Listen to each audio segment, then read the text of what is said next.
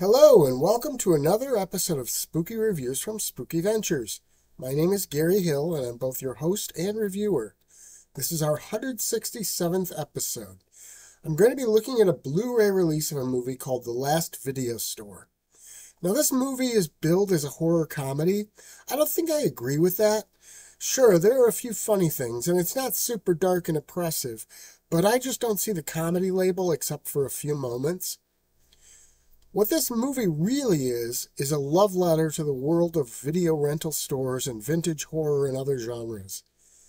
As someone who worked in a video rental store for a while and who has loved movies his whole life, this film really speaks to me. The movie centers around a video store that somehow still exists in the modern day. That said, we find out later that the store literally only has one customer at this point. That customer's daughter returns some VHS films. Yes, I said VHS. While she's there, she gets talking to the owner of the store, who somehow gives me a bit of a Nicolas Cage vibe. She eventually asks him about another video, a creepy-looking tape that she brings in, and it just looks mystical and dark. It turns out that video is the Videonomicon, a cursed video.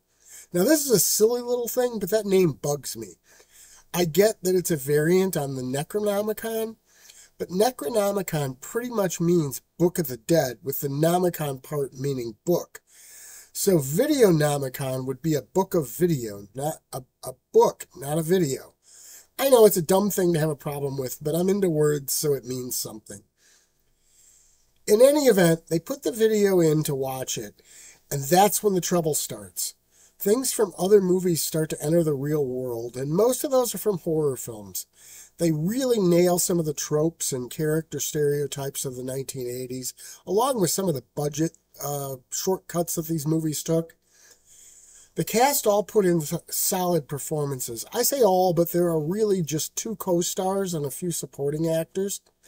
This is not a large cast at all. The special effects are at times cheesy, but that's kind of the point, or at least part of it. It plays onto that cheap special effects from the 80s and 90s movies. There are some intriguing story points created by the idea of bringing fictional characters into reality. This is not any kind of particularly deep or incredibly scary movie. It is a lot of fun, though. It's also a great piece of nostalgia. The disc comes packed full of bonus features. Some of them are more vital than others are. I particularly liked one featurette that sort of dissects a lot of what is going on in the movie and explains how it relates to and celebrates the bygone era of film and movie delivery. I also really liked the behind-the-scenes featurette, but overall I just really enjoyed this movie. It's a good piece of nostalgia. Spooky Ventures is the home for spooky content and spooky merchandise on the web. Check it out today at spookyventures.com.